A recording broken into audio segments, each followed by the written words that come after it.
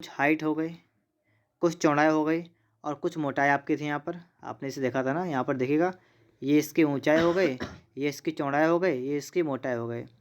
तो ये चित्र आपके सामने बना हुआ है ना, ये आपके सामने एक बना हुआ है 3D चित्र, जिसमें आपको लंबाई भी दिख रही है, मतलब इसकी ऊंचाई चौड़ाई भी दिख रही है, और आपको इसकी मोटाई का भी अंदाज़ा लग रहा है कि इसकी मोटाई कितनी है। तो इस तरीके से जब आपके सामने कोई 3 डायमेंशन आपको मिल जाए यहाँ पर, ठीक है, कि उसकी लंबाई चौड़ाई ऊंचाई अगर ये पता हो जाए, या ऊंचाई चौड़ाई और मोटाई, तो हम इसे कह सकते हैं 3D। ठीक है, तो इसका मतलब हमें ये होता है कि जो आपका ठोस होता है ना, वो सममित चित्र में किसी ठोस के कितने आयाम होते हैं, तो आयाम कितने होते हैं, तो आप बताएंगे 3 आयाम होते हैं। ठीक है, कितने होते हैं, 3। और कितनी विमाएँ होती हैं, तो विमाओं की बात की जाएगी तो वो भी 3 होंगी, क्योंकि आपको पता है अनुपात अक्षर का अगर बात करें तो होता है 7:4:1। मतलब 7 तो आपके रहने वाली ऊंचाई, और आपकी चौड़ाई रहने वाली है 4, और आपकी मोटाई जो आपकी है, ठीक है, वो आपकी रहने वाली है 1।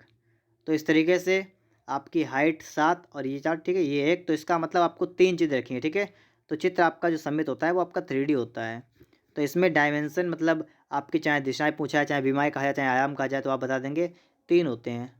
कन्फर्म हो गया? ठीक है, देखिए वीडियो ज़्यादा बड़ा भी नहीं बनेगा ये वाला, ठीक है, इससे पहले के वीडियो हैं वो आपके थोड़े बड़े बड़े हैं, उन्हें भी देखिएगा और आप इसे भी देख लीजिएगा अच्छी तरीके से। हर पॉइंट आपका क्लियर हो जाएगा, चाहे आपसे आयाम कहा जाए, चाहे आपसे विमाएँ कहा जाए, आपका आंसर आएगा 3।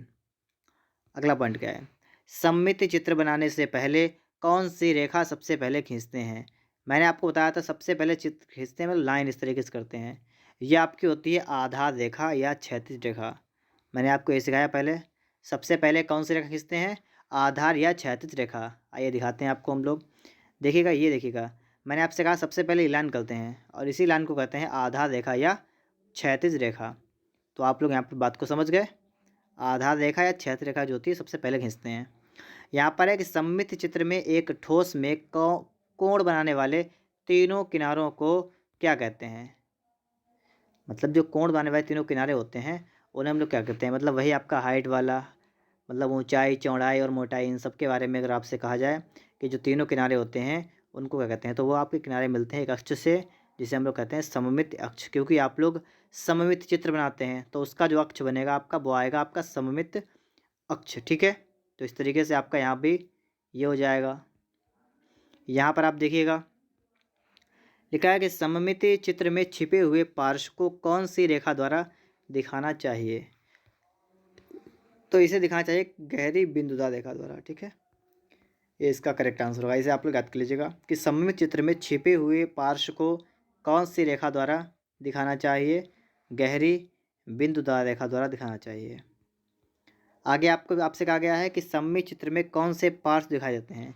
आपको तो पता है कि ये चित्र होता है आपका 3D, मतलब 3 डायमेंशन इसमें होते हैं। ठीक है, तो इसमें 3 कौन कौन से, तो एक तो दायां हो जाएगा, एक बायां हो जाएगा, एक ऊपर का हो जाएगा। दायां बायां ऊपर का, ये 3 चीज़ें आपको दिखाई देती हैं। दायां हिस्सा बायां ऊपर का, देख लीजिएगा जैसे ये आपके सामने चित्र बना हुआ है। ठीक है, देखिएगा ये आपके सामने एक चित्र बना हुआ है। ठीक है, इसमें अगर हम यहाँ से देखें तो इधर का आपका हो गया दायां, ये आपका हो गया बायां, क्योंकि इस लाइन के आपको इधर का भी दिख रहा है, इस लाइन के आपको इधर का भी दिख रहा है। ठीक है, और ये आपको ऊपर साइड का भी ये दिख रहा है, तो ये ऊपर का आपका हो गया। ठीक है, तो आपको एक साइड का दूसरा साइड का मतलब दायां बायां और ऊपर का, ये आपको इतना दिख रहा है। बात को आप समझ गए, तो इसलिए आपका वो आपका ऑप्शन राइट आंसर था। अब यहाँ पर आ गए हम लोग। ठीक है, देखिएगा लिखा है कि शुद्ध मापनी सममित मापनी पर शुद्ध सेमी की रेखा आधार रेखा से कितने अंश के कोण पर झुकी होती है। शुद्ध सेमी की बात की गई, मैंने आपको बताया था 45 डिग्री आप बता देंगे जब भी शुद्ध सेमी की बात की जाए। दिखा देते हैं आपको हम लोग, देखिएगा शुद्ध सेमी ये लिखा है, शुद्ध सेमी लिखा है आपका यहाँ पर, और ये देखिए 45 आपका लिखा हुआ है, तो इससे आप लोग हिसाब लगा लीजिए यहाँ पर। ठीक है, और याद कर लीजिएगा कि शुद्ध सेमी आपकी 45 और सममित वाली आपकी हो जाएगी 30।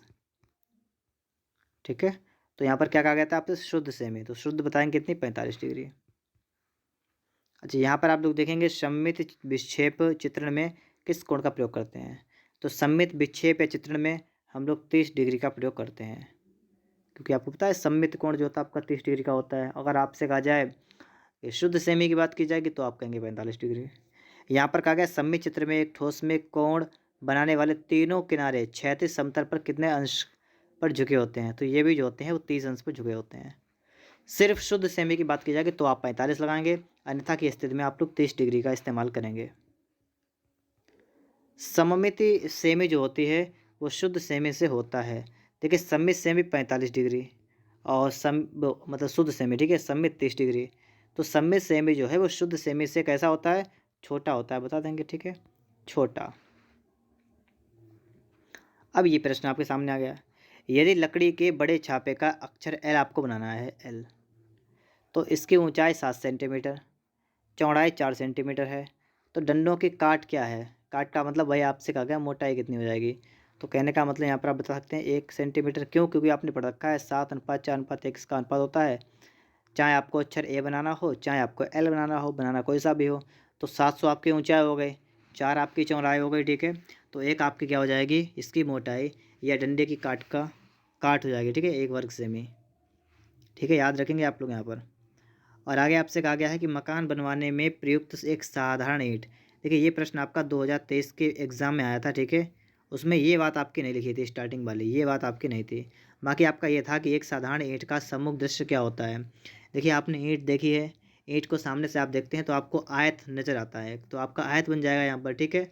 बस सममित से संबंधित जो भी आपके इंपॉर्टेंट प्रश्न थे, ठीक है, वो हमने यहाँ पर कवर कर लिए हैं। उम्मीद करते हैं कि आपके एग्ज़ाम में भी आपको यहीं से देखने को